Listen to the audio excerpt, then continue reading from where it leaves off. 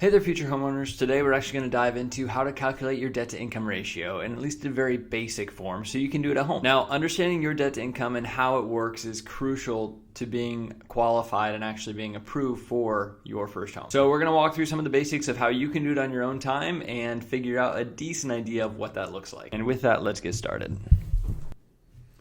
All right, so when we're looking to calculate our monthly debt to income ratio, this is kind of the basic way we're going to do it. Now, what I always start with is we start with the monthly debt.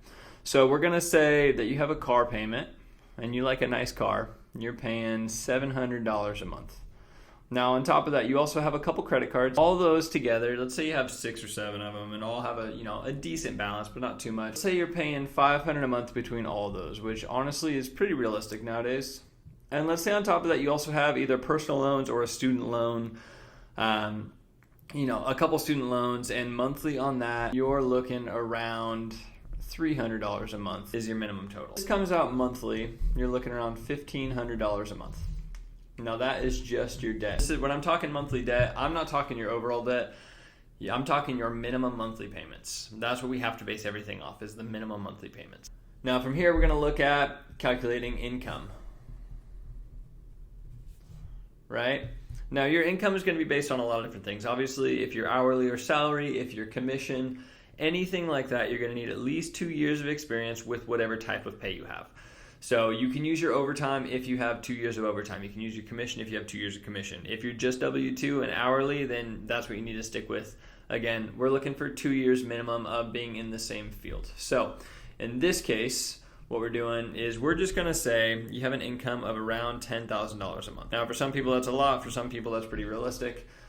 Just for this example, because we have a pretty high debt monthly payment, we're going to go a little bit higher of an income as well. Now, what we do as loan officers is look at your income and look at your debt. Now, we have ratios. Now, this is what's important. A ratio. A ratio is just a simple way to say a percentage as a max.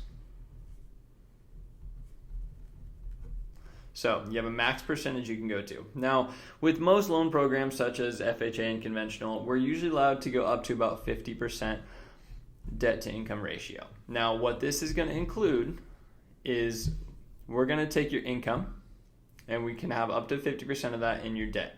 So half your income, so 50% of your $10,000, right, is going to be $5,000 a month. Now this is the number, that is your maximum amount of debt payments monthly. So that, when I say debt payments, I'm talking all your cards, credit cards and loans, as well as your mortgage payment. And now when I say mortgage payment, I'm talking principal, interest, taxes, and insurance total. So with something like this, if you made $10,000 a month and had $1,500 in other debts, not including your house, now what we're going to do is take that $5,000, subtract the $1,500, now you have $3,500 a month. Now that is going to be your maximum mortgage payment. And when I say maximum mortgage payment, I mean everything all together. So your principal, your interest, your taxes, and your insurance. This is what we call PITI. So $3,500 a month is going to be your absolute maximum principal, interest, taxes, and insurance, your total mortgage payment altogether. Now, what you can do with this is you can go in and you can say, hey, I make $3,000 a month and I have only, $60 in monthly required debt.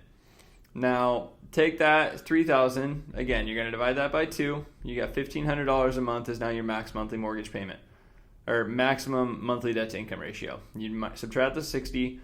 Now your maximum monthly mortgage payment is going to be $1,440. So as you can see, depending on what you're calculating, this debt, this $1,500 worth of debt, actually does a lot more to changing what you can afford. And if you've gone through my last YouTube video and clicked and gone through and see how to calculate your monthly payment based on the Zillow calculator, so you have a realistic idea of what it's going to look like, this would be a good way to do it. Because now, if you calculate your debt to income ratio out, you can see what we are going to allow you to afford with that 50%, or in some cases it is less than that. We usually like to see around 43 to 44%, but they do allow for higher than that. So, looking at this, you can also figure that out. But The reality is, if you're doing this, you're going to have a decent idea because you're not a professional at this. This isn't your job to figure out exactly what you can afford. You're going to need a loan officer in order to actually walk you through it and show you what you can do. So I would say if you're looking to figure out what you can afford monthly, start with this. So do your own debt to income ratio, add up all your minimum monthly payments. That's credit cards, cars, student loans, things like that. The minimum payment. So if you have $400 on a credit card, your minimum payment is $25 a month. That's your minimum payment. Add all those together. So then once you have all your debt together, you take your monthly income, you divide it by 2, and then you subtract that amount. That's your new maximum mortgage payment. Then from there, you can go and use that Zillow calculator the way I said to, that's going to be actually accurate, and go figure out what your maximum price is on your house that you can afford based off your monthly payment. So go check it out. If you're looking to do this yourself before you talk to a loan officer, here's kind of how you get it started and what you can do. And then let us know, because there's also a lot of things that you're not going to see here. You're not going to know your credit. You're not going to know your real interest rate, because interest rate is going to be based on credit and down payment, and those do fluctuate every single day. So there's a lot of things here. This is a good idea for how to learn the basics, but this won't give you all the answers that you think you want. So definitely talk to a loan officer and see if they can help you with this and help you get ready to buy your first home.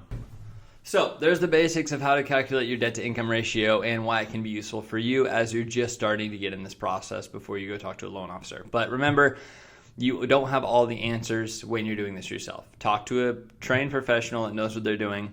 They can actually help you through this. But I'll see you next time.